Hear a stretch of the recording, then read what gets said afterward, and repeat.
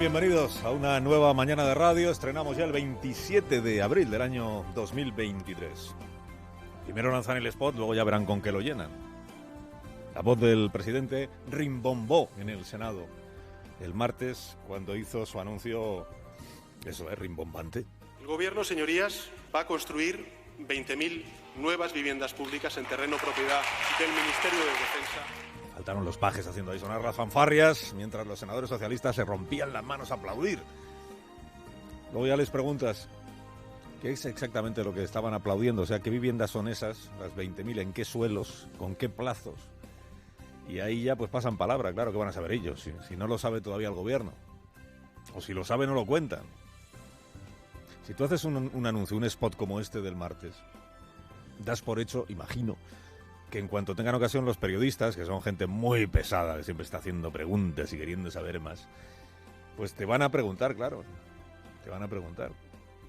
Si es una decisión que ya ha tomado el gobierno, ¿por qué no se ha informado de ella tras el Consejo de Ministros? Dice, no, es que todavía no la has tomado. Ah, si aún no se ha tomado, ¿por qué se anuncia? Y si se anuncia será porque ya está claro qué terrenos son, para poder hacer el cálculo de cuántas viviendas caben, ¿no? En fin.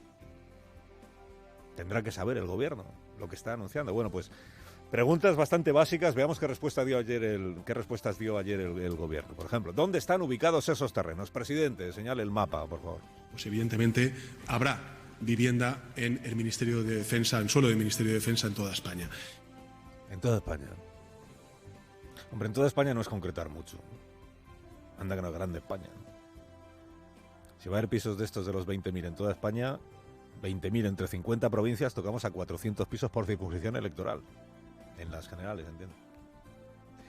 Bueno, seguro que sí sabe qué terrenos son la ministra de Defensa, que es, digamos, la propietaria, la tenedora, que va a hacer un negocio perfecto vendiendo este suelo que en realidad el Ministerio no usa. Será un acuerdo de Consejo de Ministros y, por tanto, allí se explicará dónde está ese suelo.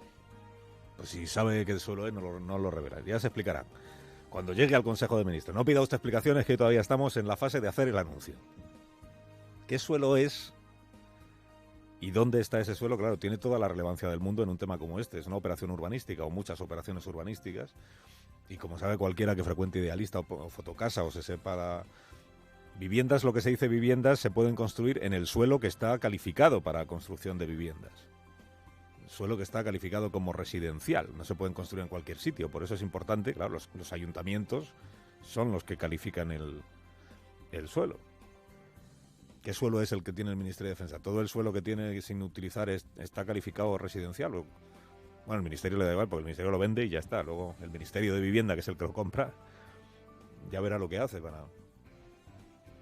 Los ayuntamientos algo tienen que decir en este asunto. Claro que algo tienen que decir sobre el uso que se le da al suelo. O sea, el ayuntamiento le compra un suelo a la empresa pública ya, pero para... Imagínate que los concejales de un municipio entienden que en lugar de dedicarlo a viviendas hay que dedicarlo a zonas verdes. Que faltan parques también en las ciudades. Bueno, tal como está anunciada la operación, será el Ministerio de Vivienda, a través de una entidad que tiene el Ministerio que se llama SEPES, quien ofrezca suelo a los ayuntamientos, una vez que se lo haya comprado al Ministerio de Defensa. Pero suelo para construir pisos y no para ninguna otra cosa. Para construir pisos en alquiler barato, alquiler asequible, ¿no? Dice, pues queremos un parque. Pues parques sí, pero no así.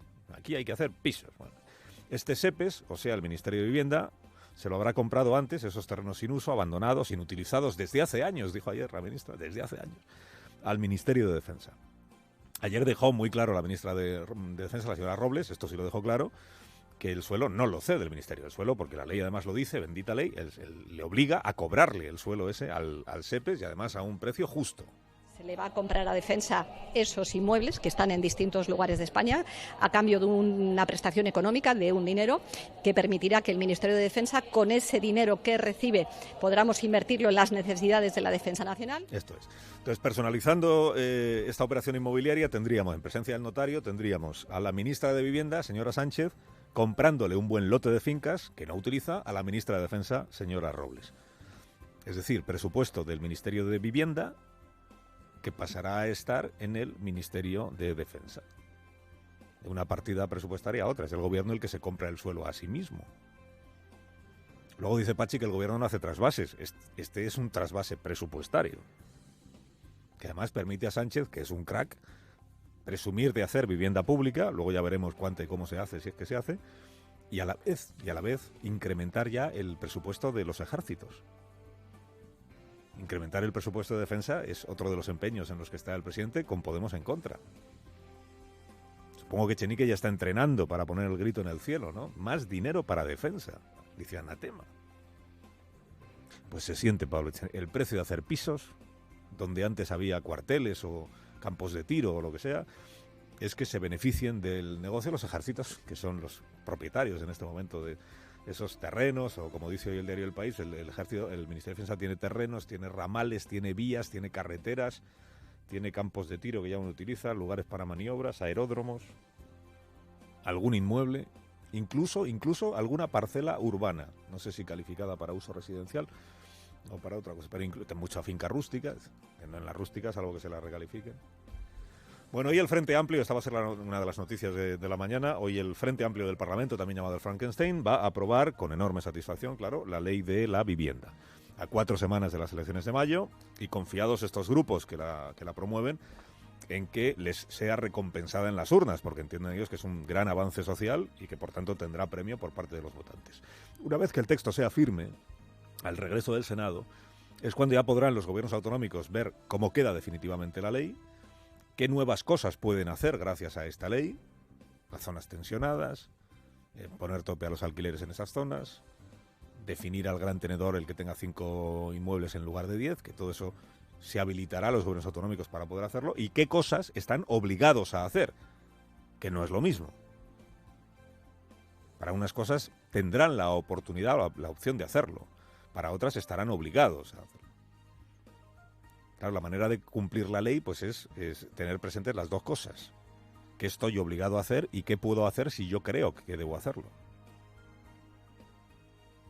Luego, no hacer determinadas cosas que son opcionales no es incumplir la ley, sino al revés, es cumplirla.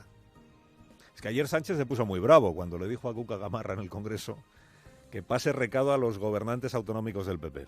Lo que se aprueba en estas Cortes Generales tiene que cumplirse en todos y cada uno de los territorios. Y ya le puede ir diciendo a sus comunidades autónomas que se va a cumplir la ley de vivienda en todos y cada uno de los territorios de este país. Sí, ya le puede ir diciendo usted a sus comunidades autónomas que se va a cumplir la ley de vivienda.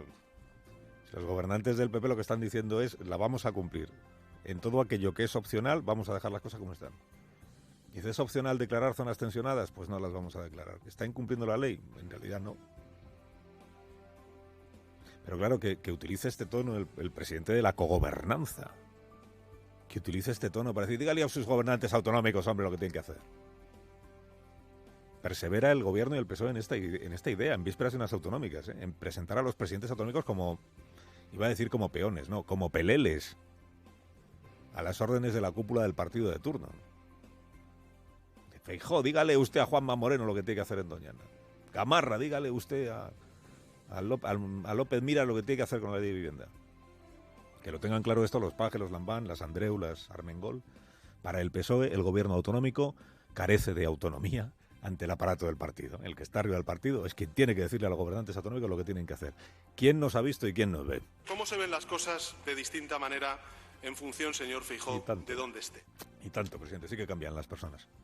Según el cargo que ocupan, pues personas que eran jueces y llegan de repente al gobierno y descubren su pasión por la política y cambian completamente de visión. De la vicepresidenta Calviño, que se nos ha abonado al eslogan y al mitineo parlamentario.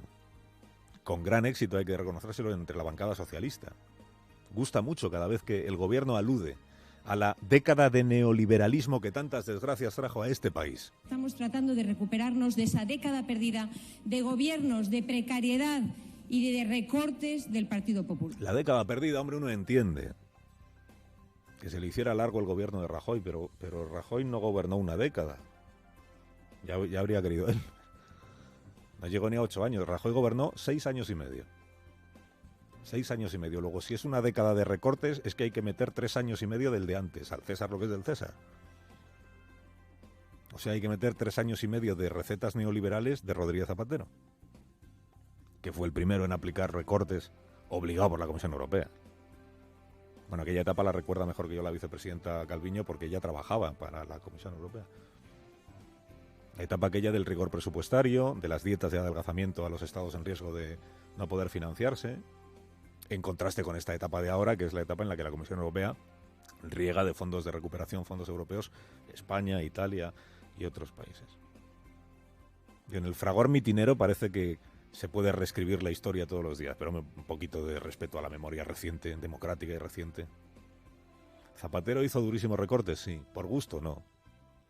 Ni por ideología, claro, díselo tú al presidente Zapatero. Rajoy heredó un país en recesión, año 2012. En recesión y en riesgo de quiebra o rescate, que era el dilema que estaba en el 12, ¿no? Quiebra el Estado español porque no se puede financiar, o nos tienen que rescatar. Al final rescataron la banca, las cajas de ahorro, ¿no? Rajoy hereda un país en recesión y en riesgo de quiebra. Sánchez no. Sánchez hereda un país que ya había salido de la recesión y que crecía al 3%. Luego llegó la pandemia, claro, es verdad. Si todos los gobiernos han afrontado sus crisis, presidente, no es usted el primero. Luego llegó la pandemia y el volcán. Pero vamos, que conviene saber un poco cómo empezó uno a gobernar y de dónde veníamos. Como sin duda recuerda la vicepresidenta de sobra. Estoy aquí yo.